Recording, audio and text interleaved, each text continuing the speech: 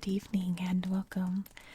Tonight we're going to be reading from this magazine called The World's Most Amazing Places.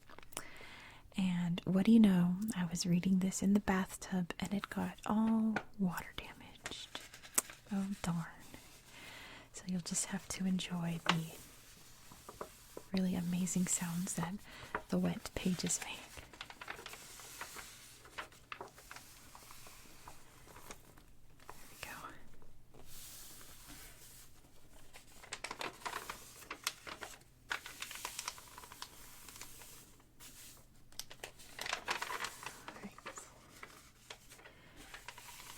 We'll see how much we get through.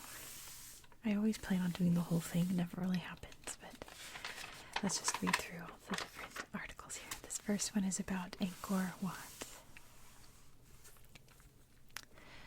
The ancient city of Angkor, once home to as many as 1 million people, bears testament to the power and wealth of the Khmer Empire, which ruled the majority of Southeast Asia between the 10th and 13th centuries.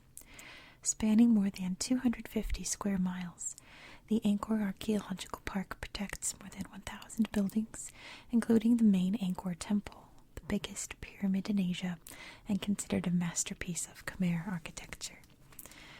More than 200 million people a year come to behold this UNESCO World Heritage Site, most purchasing a multi-day pass to take in the many ornate temple complexes and sites, which include the Bayon, Angkor Thom, Ta Prohm, Pre Khan, Bante Srai, and the Angkor National Museum. Photographers gather at sunrise to capture the 5 lotus-shaped pinnacles of Angkor Wat, silhouetted against the sky and mirrored in its reflecting pool, where Phnom Bakheng is a popular spot to watch the sunset. On an even grander scale than Angkor Wat, the ancient capital of Angkor Thom boasts 5 gates, a moat, the terrace of the elephants, and an avenue lined by deities in vivid depictions of good and evil. More than 200 giant faces of Avalokiteshvara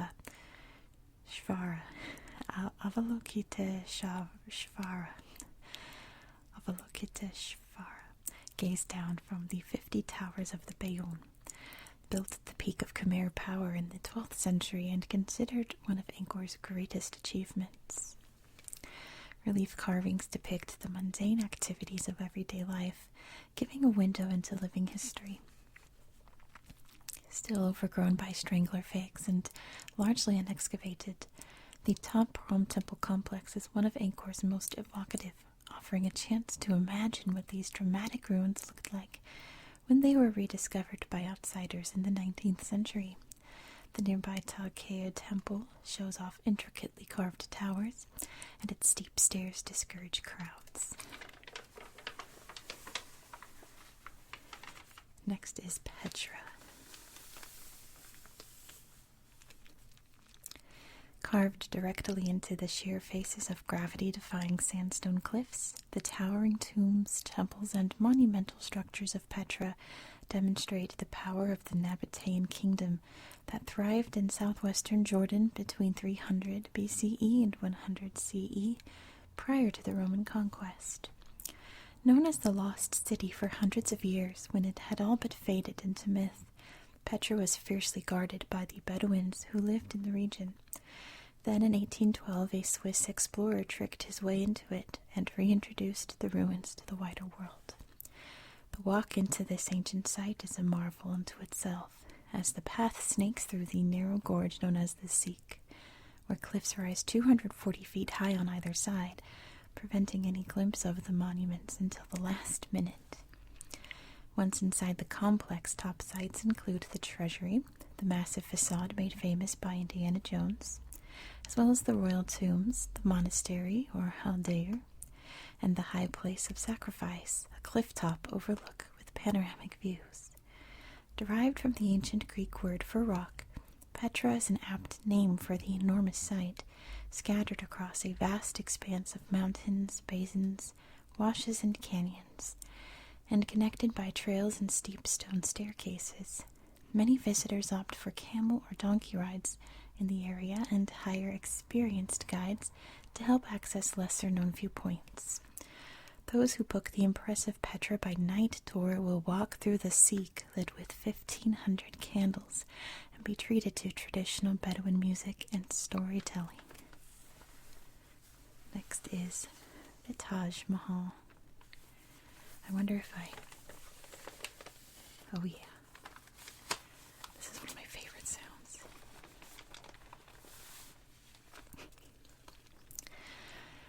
There are many monuments to love in this world, but none are as breathtaking and heartbreaking as the Taj Mahal. Located in Agra in the state of Uttar Pradesh, this palace is one man's everlasting tribute to his beloved. Mughal Emperor Shah Jahan spent 17 years, from 1631 to 1648, building his masterpiece as a mausoleum for his wife, Mumtaz Mahal, who died giving birth to their 14th child. Tourists get their first glimpse while passing through an arched entryway, the monument's signature onion dome, and 4 symmetrical minarets rising behind a long reflecting pool. Almost everyone stops to pose for photos before walking forward slowly, absorbing every nuance. Once close enough, admirers realize the white marble is inlaid with intricate patterns of precious and semi-precious stones, which create elaborate works of art up close. As the sun inches higher and the marble changes from dusty rose to golden beige, magnificent details come into perfect focus. Floral mosaics in turquoise, lapis, coral, and onyx, and intricate carvings that include verses of the Quran. The tomb itself, which now holds both Mumtaz and Jahan, lies directly beneath the dome. Beholding their eternal resting place is a chance to reflect on the power of love and its ability to create wondrous things. Next is Stonehenge. I'll leave this open so you can look at the picture.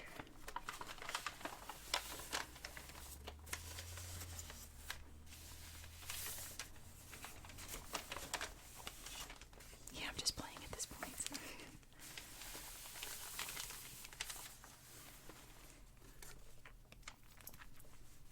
There we go.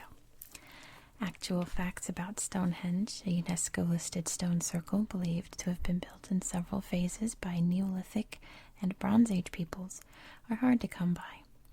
Questions about its origin, construction, and use have plagued scholars for centuries. But one thing is hard to refute. It inspires an almost transcendent mysticism. Thousands of pilgrims gather here every summer solstice to feel the monument's energy for themselves. Even casual sightseers sense the magic, as the 97-foot wide marvel materializes out of the mist. Enduring for 5,000 years and even predating the Egyptian pyramids, the site still serves as a sort of metaphorical compass, orienting visitors to their place in the vastness of space and time. 50 massive sarsen stones and 43 smaller blue stones remain at Stonehenge today, arranged in horseshoe and circular formations. Travelers must stay behind ropes, but can still appreciate the scale of the sarsens, the largest of which towers 24 feet and weighs more than 40 tons. Recent archaeological findings suggest the source of the sarsens was westwards, 15 miles away. Amazingly, the blue stones, weighing up to 4 tons and reaching heights of 6 feet, likely came from the Preseli Hills in Wales, some 200 miles away. Researchers still debate whether they were transported by sledges, rollers, and rafts, or by Ice Age glaciers. Stonehenge's purpose remains perhaps the greatest mystery of all. The discovery of 64 cremations at the site indicates its function as a burial ground, but the monument may also have been a temple, a calendar, or a place of healing. For the tourists who have been flocking here since the time of the Romans, it is spectacular, if not downright sacred. Next is Machu Picchu.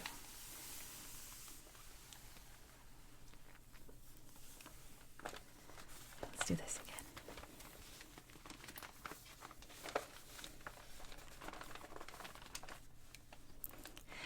Travelers who know the awesome feeling of arriving somewhere after a physically challenging hike should undertake the Inca Trail to Machu Picchu, one of the most towering achievements of the Incan Empire. After trekking 26 miles at altitude for 4 days, hikers are overjoyed upon reaching the Sun Gate, which offers the iconic view of the monument.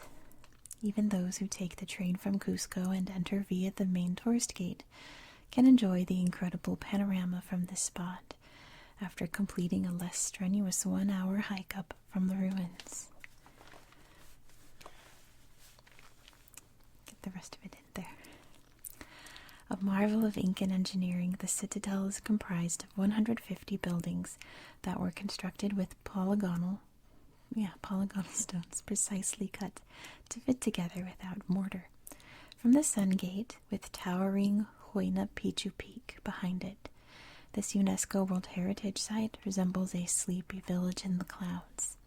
It's a perfect place to strike a meditative pose. Scholars have determined that the citadel, built for the Inca king Pachacutec, was a sacred center that once had 300 to 1,000 inhabitants. It was eventually supplanted by newer cities and lost to memory, until British professor Hiram Bingham rediscovered it in 1911. Today, as many as 1.5 million annual visitors wander amid the carefully chiseled stones, marveling at the ingenuity required to construct it.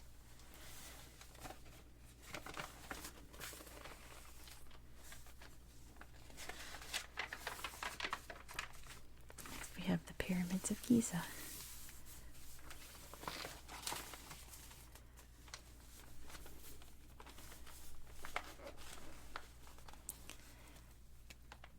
Stand at the base of Egypt's Great Pyramid of Giza, the largest of the group at 451 feet tall. And it's hard not to be wowed while feeling small and wondering how architects masterminded this feat 4,500 years ago. Each stone weighs between 2.5 and 15 tons and challenges even modern construction, although seasonal flooding is believed to have assisted with the heavy lifting. Today, these limestone relics remain the only of the ancient 7 wonders of the world still standing, thanks in large part to the precision of the building, calculated down to the millimeter. What's more, the corners of the pyramid orient to the cardinal compass directions. Mystery looms as to why and how these were built. The leading answer is that each is a tomb for a pharaoh, helping these rulers pass into the afterlife with much material wealth. The how is harder, given the intricacy of the interior chambers, passageways, and air shafts. Construction required 2.3 million blocks and took approximately 20 years, and the labor of some 20,000 men.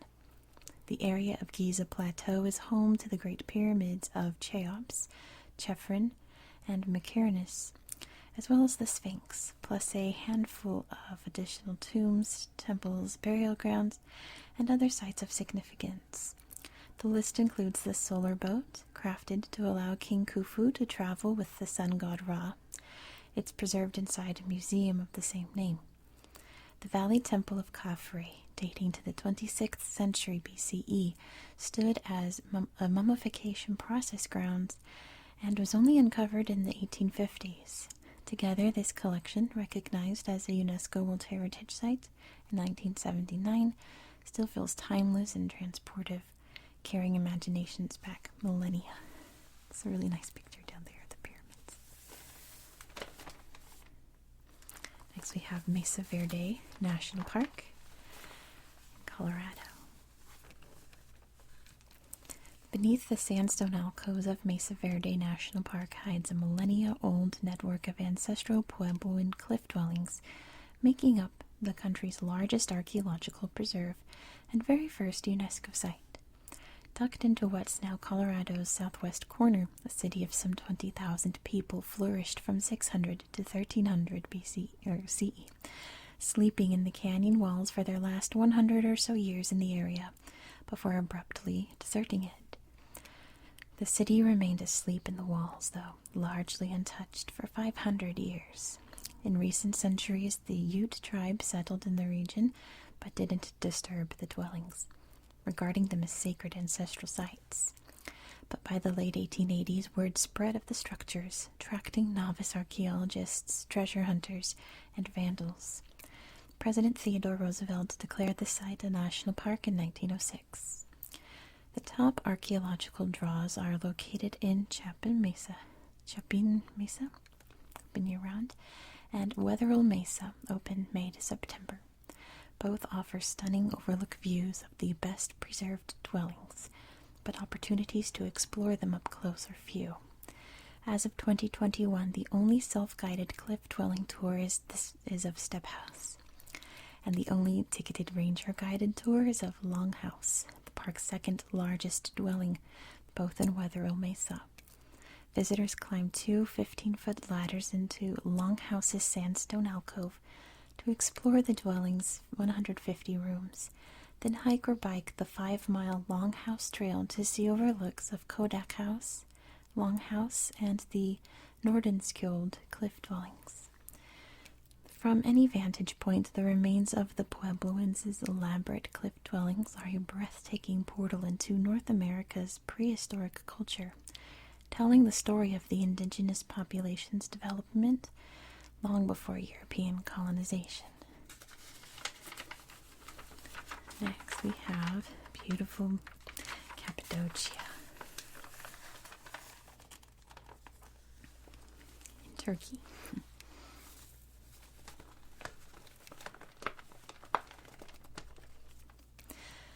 With its multicolor rock towers shaped like giant mushrooms, witch hats and turrets, Cappadocia's volcanic landscape feels straight out of a fairy tale. No wonder this natural wonderland has become one of Turkey's most beloved destinations, where travelers come to hike among the fantastical formations, explore underground cities, and stay in hotel rooms whittled into the beehive domes known as fairy chimneys. Here, whole communities were carved out of the soft rock known as tuff, formed from the ash of ancient eruptions, as various waves of people took shelter from invaders. More than 200 ancient underground cities dot the region, some dating as far back as the Phrygians in the 8th to 7th centuries BCE. The best developed of these are Derinkuyu and Kemakli. Tours of both descend as far as 8 stories underground through tunnels and rooms used for cooking, sleeping, learning, wine storage, and worship. Among the most beautiful of Cappadocia's ancestral cave buildings are the rock-cut churches decorated with Byzantine mosaics and frescoes, some set high on the cliff face and accessible only by ladder. The Gurim Open-Air Park, a UNESCO World Heritage Site, protects the largest number of these 10th and 11th century churches and monasteries in one place. Most people do at least one hike or walk to immerse themselves in the drama of the landscape. The rock castle of Uçhisar, the highest point in Cappadocia, offers astounding views of any time of day, but is particularly divine at sunset. Here we go. There's some more spots here. We've got the Acropolis of Athens, Willemstad, and Curacao, and Las Lajas Sanctuary in Colombia, which is a really beautiful place. There's a little bonus section here, best stargazing. I'm just going to point them out. We have Pic du Midi Observatory in the Pyrenees in France, Glacier National Park in Montana, Big Bend National Park in Texas. This can't be real. Look at this, Snowdonia National Park in Wales, and Voyageur National Park in Minnesota. Now I think, sadly, that's all that my voice can handle, but how about this? Let me flip through and I can show you what's in the other chapters, and you let me know in the comments which ones you want me to read next. So, chapter 2, we have Cape Town, Kyoto, to London, Paris. I just want to hear the page sounds. Istanbul, and Rome, Barcelona, that's a beautiful picture. And New York City. The next chapter has South Iceland, the Galapagos, and Uyuni Salt Flats, Plitvice Lakes National Park, the Twin Piton and Banff National Park, Yellowstone National Park. And the next chapter, beach chapter. We have the Maldives,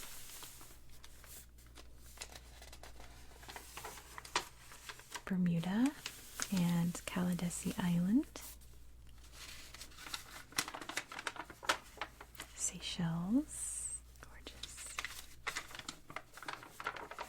St. John's and Zanzibar, Tahiti, and Kauai.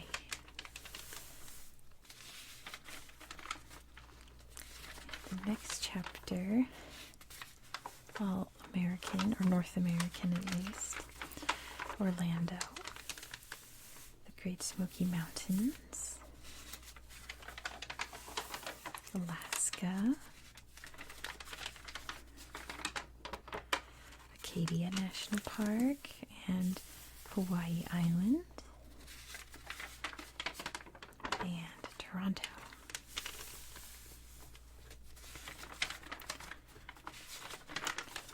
And this last chapter is Victoria Falls,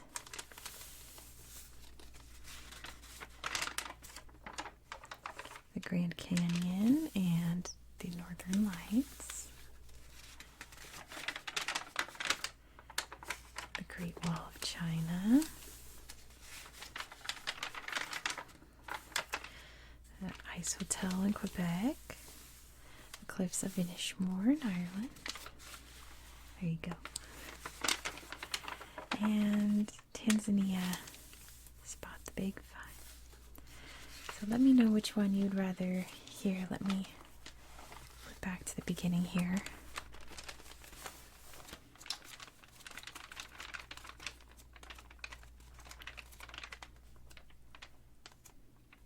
So we have broaden your horizons, commune with nature, be a beach bum, play close to home, and achieve a goal. Just write down which one you want for the next video, and I'll read that chapter next. So anyway, thank you so much for watching. I hope you found this video relaxing and educational. I hope you enjoyed the page sounds as much as I do. And I hope that you have a very good